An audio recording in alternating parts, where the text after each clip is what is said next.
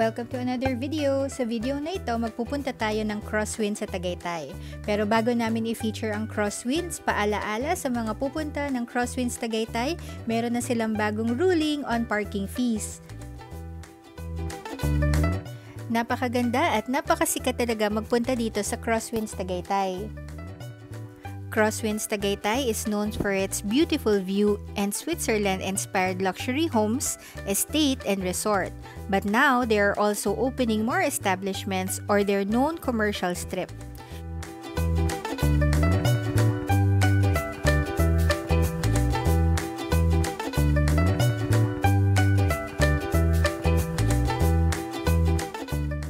The cafe and restaurants are located inside Crosswinds, where their estates are located.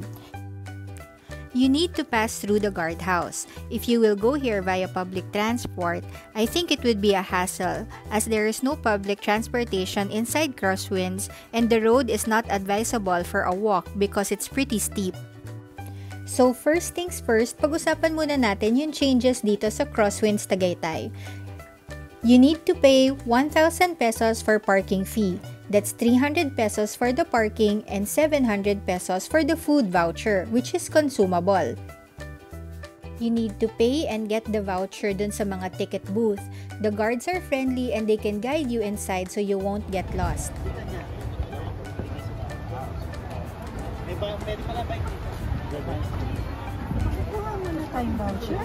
I think sa cashier na. Hi! Hi. Kamusta naman? Mabuti dala mo jacket ko. Oo. Okay. Maganda na doon, ho? May Japanese doon. Oh, lakad muna tayo. Hindi naman tayo nagugutom pa or what? Saan tayo, ano? Well, meron dito. Para lang din siyang, Napa. Technically, Dear Joe. Technically, Coffee Project. Isa lang naman ang menu nila. Ano masasabi mo, Lola? Maganda dito, ngayon ko lang nakakita. Akala ko hanggang lang tayo sa Napa. Napa. Yung pala, mayroon pa pala ito sa baba. Ka-open lang ito? Matagal na. Matagal na. Bakit hindi tayo nagpunta noon? Nagtiis tayo doon na Nagtiis tayo? Grabe ka naman. Hindi ba? Yung isang area lang, akala ko yun lang. Ito marami kang area mapagpilian. Ngayon ko lang nakikita. May Japanese restaurant pa. Oo. Okay, sige. Saka mas maluwang dito, doon masikip. Okay.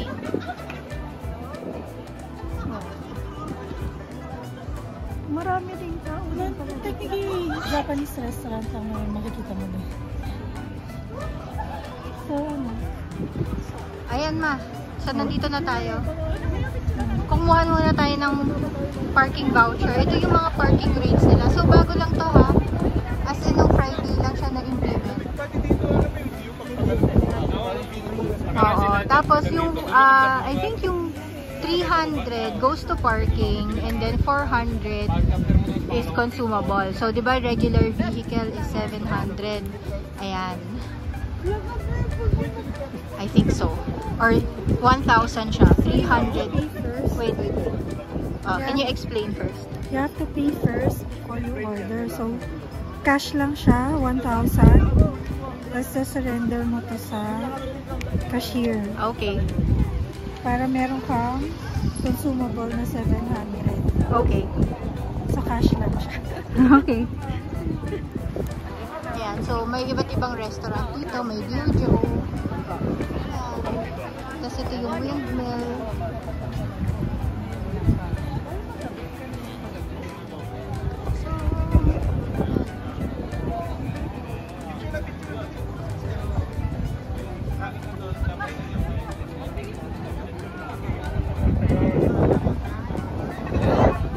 Si Lola.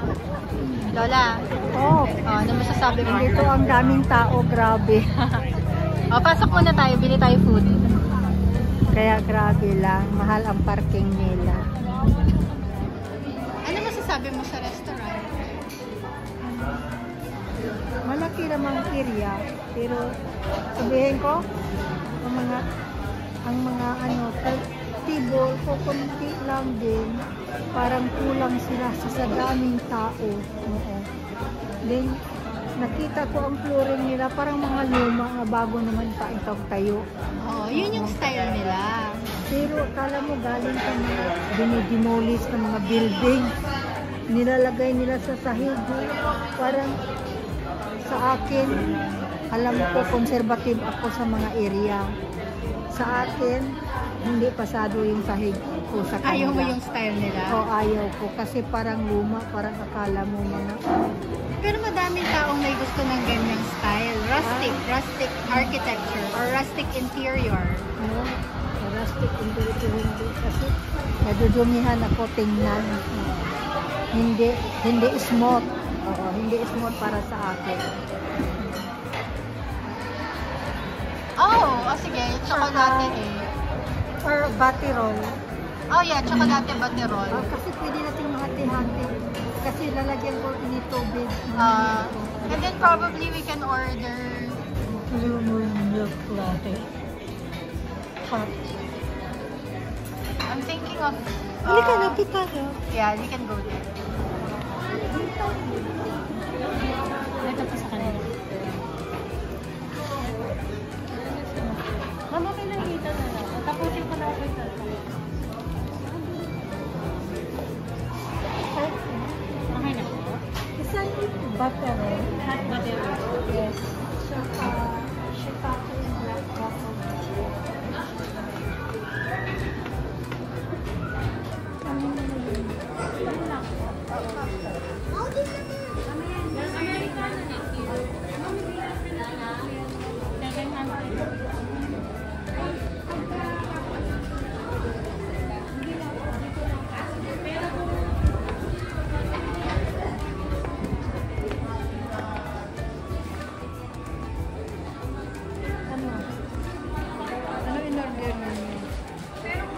Ano yung batterol, isang dip, tapos isa pang muffin kasi kailangan 700 eh.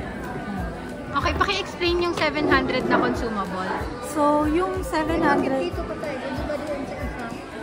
Teka lang, pakinggan mo yung explanation niya sa consumable. So, ano yung explanation sa consumable? So, bago kayo mag-order, you need to get yung ticket. So, cash siya, 1,000 pesos babayaran mo. 300 sa parking, 700 consumable at any restaurant for the whole day. So, kung saan kayo kakain, bibigay niyo yung voucher. Tapos, syempre, order kayo, 700 na consumable, any excess, pwede nyo nang bayaran. So, ganun siya. Tapos yung 700 yun, one restaurant lang. Oo, you can use, kunyari, kumain kayo dito. 400 dito, tapos 300 sa doon, Dear hindi. Joe, hindi pwede. So, one restaurant, one voucher. One voucher. Okay. Pero you can eat naman sa iba. Papakita mo lang yung nagamit na yung voucher. And then, pwede kang kumain sa ibang ano. Okay, and then what did you order? So, in-order natin is yung chocolate batterol. Tingnan natin kung same siya sa Pamana Hotel? Yung chocolate. Chocolateria. Tingnan natin. Then, yung truffle dip. Shiitake and truffle dip. Tsaka Okay. isang muffin. Lotus muffin. Ang total so, price? total namin is with senior 713.50. Can you show it? Malabo eh. Okay. Alright. So, 700 din sa voucher and then nagbigay kami ng 13 pesos, 14 pesos na cash. Ate, paki-explain naman yung in-order natin. This is shiitake and black truffle dip. And then this is the lotus muffin. Okay. And yung batterol, chocolate batterol. Hopefully it's good. Yeah.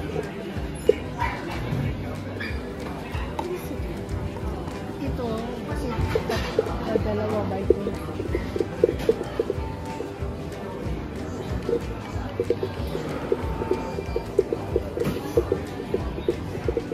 Okay na?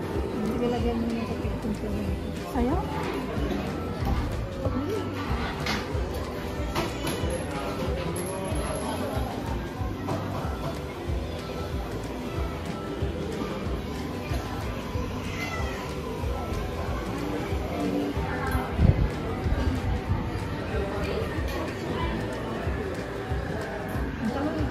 Truffle na truffle. I-dip dito? Yes. Ano naman itong dip na yan? Truffle. Shiitake truffle. Kasi siya naman siya.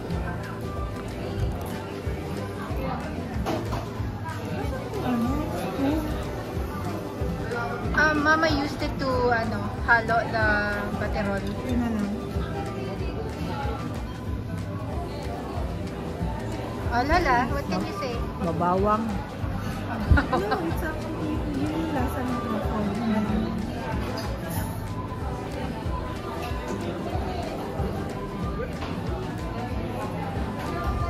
Ate, so okay ba? Okay Is it naman. good?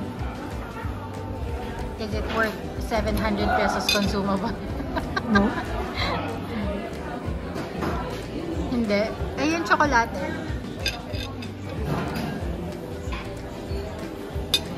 Ano lang.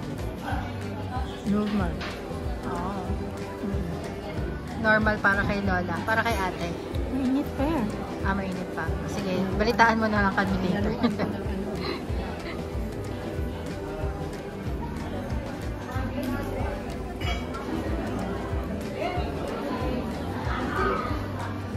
Hindi ko mainom ng marami. Ang higit eh. Sige, later na lang.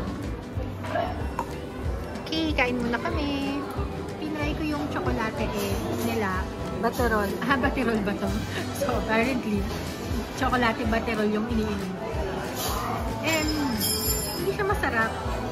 And this is coming from me na I spent years looking for the best tableya dito sa Metro Manila. So far, Metro Manila, Luzon pala, sa Luzon, or sa Pilipinas. Pero hindi masarap yung tsokolate dito. Ay, baterol. Hindi masarap yung baterol nila dito. Like tsokolate din. Pero cup yung tsokolate din. Siguro, oo. Pero na-disappoint ako. Mas masarap pa yung sa Chocolateria sa Pamana Hotel. Mas marirecommend ko kayo kung naghahanap kayo ng masarap na tableya, tsokolate, na hot chocolate na drink. So, ito para lang siyang Hot chocolate. hot chocolate. Pero hindi Starbucks hot chocolate. Kasi sa Starbucks matamis. Diba? Ito hindi. Malabnaw. Parang medyo watery, no? Hindi rich yung flavor. Yun. I think that's the best way to describe it. It's hindi rich yung flavor. So, sayang. For magkano to? 355? 335. 335 pesos. Pass nyo na lang. Pass nyo. Wag na to.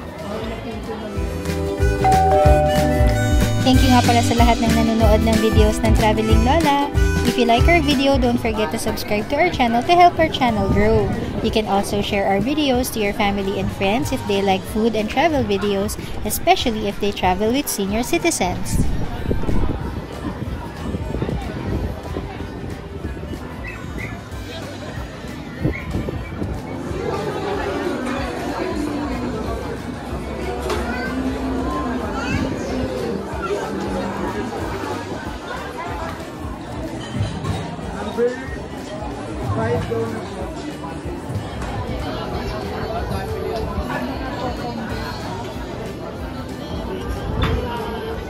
Ano tinitignan mo, ma? Naanohan ako, mas maganda-gandaan kasi yung serving nila parang mayroong magandang Yung mga food choices nila dito sa Dear Joe kaysa sa Windmill. Yun. Diba, mas nicer kumain dito. Okay. If kunwari marami-rami tayo. Okay. Kasi may mga chips.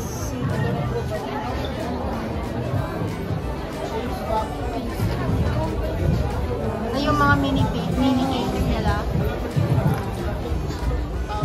Hello! Naglalakad lang kami. Si Lola nauuna eh. Hindi ko makuha sa video. Baka may sarili siyang lakad. Lola, maglalakad tayo.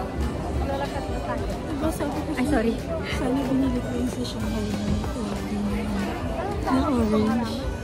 Diba? Anong halaman, ma? May dodoon na no? Eugenia. Eugenia. Mahilig ako sa halaman, kaya alam ko yung pangalan ng halaman. Hindi mo ilagay doon sa gilid yan, sa pader. Yan yung windmill. At may truck.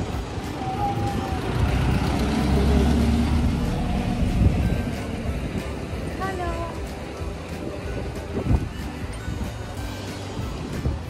Ito naman yung isa pang restaurant. Oo. Mamaya. Ito yung isang restaurant na Yama. Japanese restaurant naman siya. Tapos, pwede ka kung i-admire yung view. Marami naman naglalakad dito. Mabuti pa ito diretso na tayo. Mura pa. Ganun din. Mahal din yan.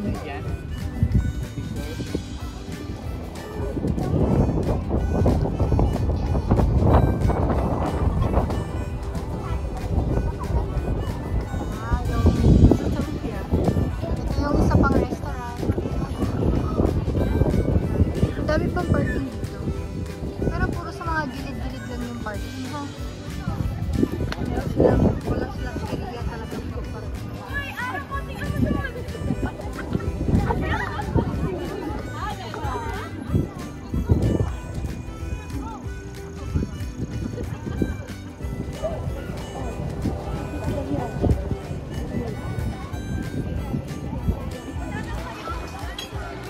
Ayan, so Lola, anong final thoughts mo dito sa Crosswinds, sa windmill?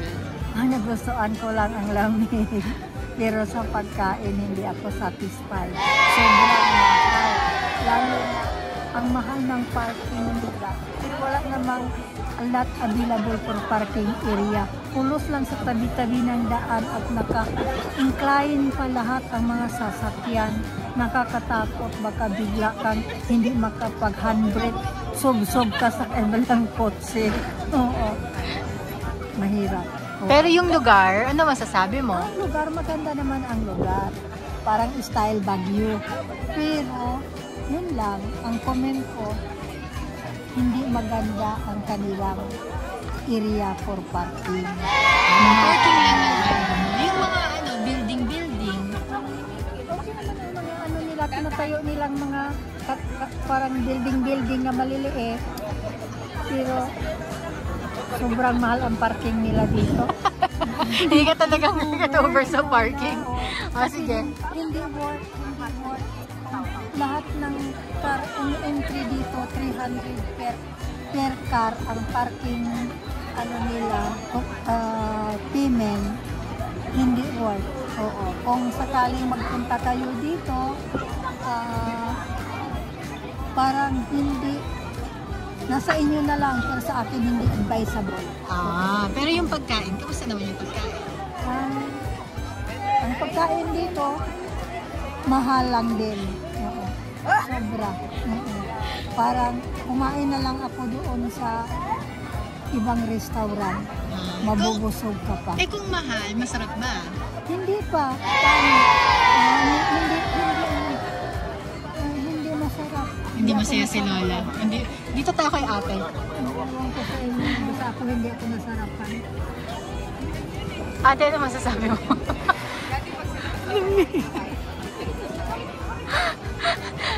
Hindi halata. Lalamig na. Hindi halata. Hindi halata. Wala kang comment sa lugar? Okay. Okay naman yung makeup. Dapat red pala, para Red Riding Hood. Maganda siya paggabi. Kasi may mga lights sila. Tapos kung mas pipiliin ko ng snacks, dito na lang ako sa Dear Joe. Bakit sa Dear Joe? At may mga pastries sila eh. Tapos may mga parang mas marami silang chances kesa sa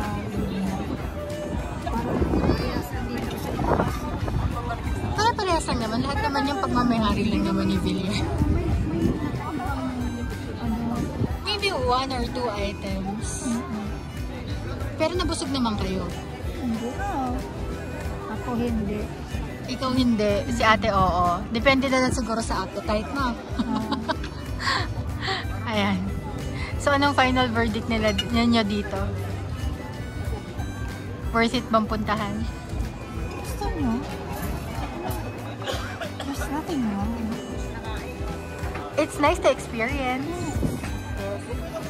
Ikaw? Ano kayo pag malamig? Oh, pag malamig. Ikaw, ma? Pag mainit. Huwag na natin tanungin si Lola. I think we know na. Sige. I hope na you enjoy. Siya masaya. Lahat negative. Masaya lang ako dahil sa lamig. Lahat negative. Hindi ko naman talaga. Gusto kong magpa-appreciate ng maganda. Sige. Ikakat na natin to bago pa tayo i-message ni Manny Villar. Okay. Dito na muna namin tatapusin ang vlog natin. Itutuloy natin ang pag-explore sa Tagaytay sa next vlog natin. So if you like food and travel videos, make sure to subscribe to our channel. You can also hit the notification bell icon so you're notified pag meron tayong bagong upload sa channel namin. Thank you for watching our video. Till our next video. Bye-bye!